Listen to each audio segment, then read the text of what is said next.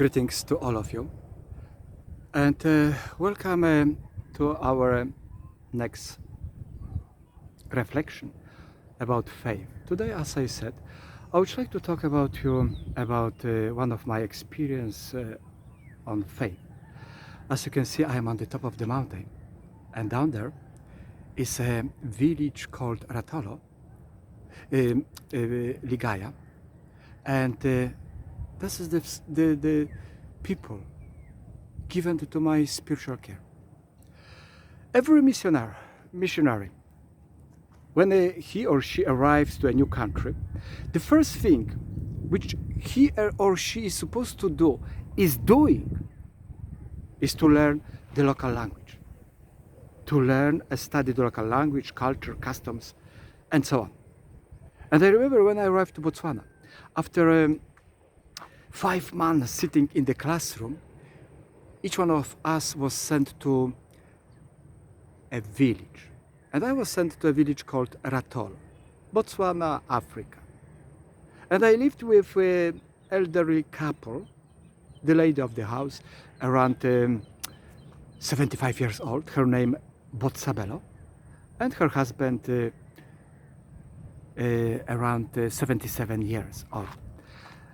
Life in the village, the pace of life, it's extremely slow, monotonous, really sometimes quite difficult. Every day, we used to sit with Botsabelo in the shade of the tree. We take the Bible, and we read the text from the Bible, and we talk about the Word of God. Of course, everything in the local language. Very good way to practice the local language. Every day, after a lunch siesta, I used to go either for a bicycle ride to the bush.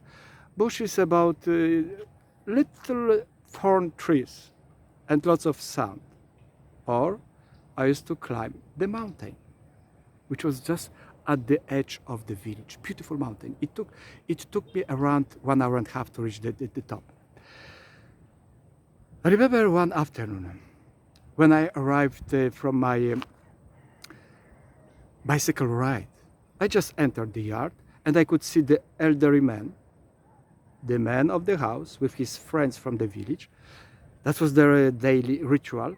They used to sit in the shade of the tree to have tea or coffee and discuss. And the funny thing, they never pay attention to me.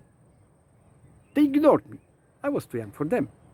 So when I arrived to the yard, of course I went to them to greet them. And then Botsabelo was just preparing for them tea or coffee. And she looks at me and she says, "What happened?"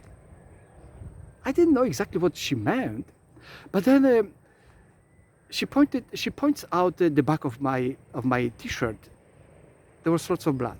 In fact, when I was riding in the bush, yeah, I did torn the t-shirt and lots of blood there.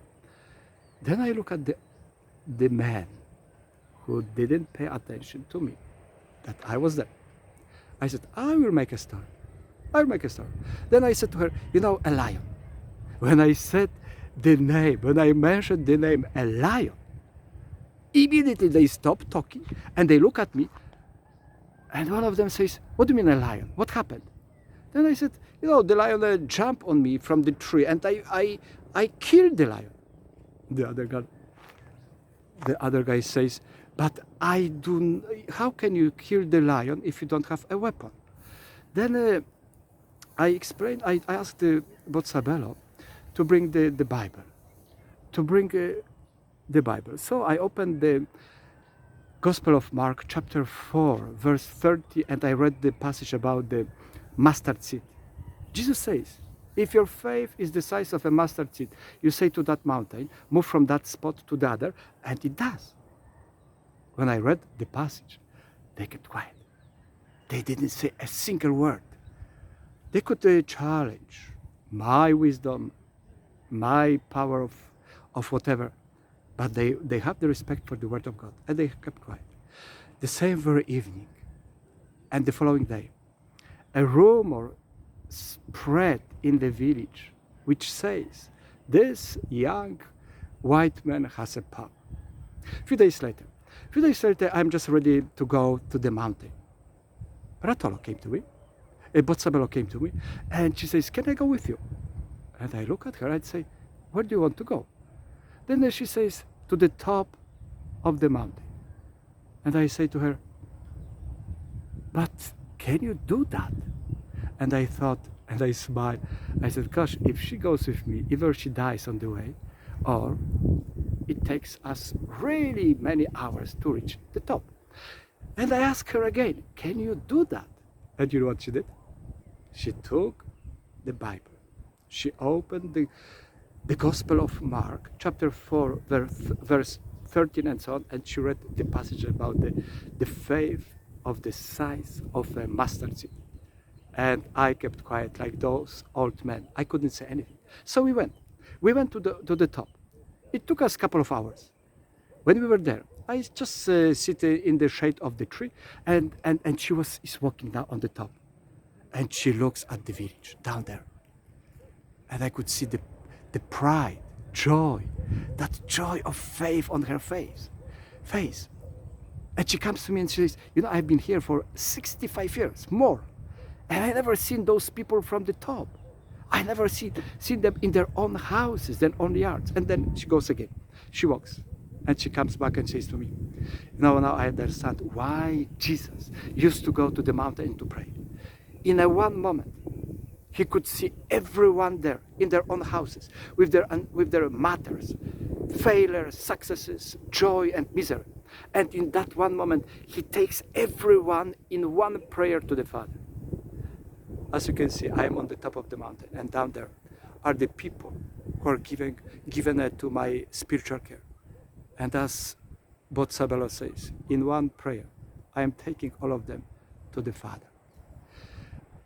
Welcome to our next session, which I will try to talk about the capacity of faith. The capacity of faith which is expressed in the endurance to the very end. Greetings to all of you.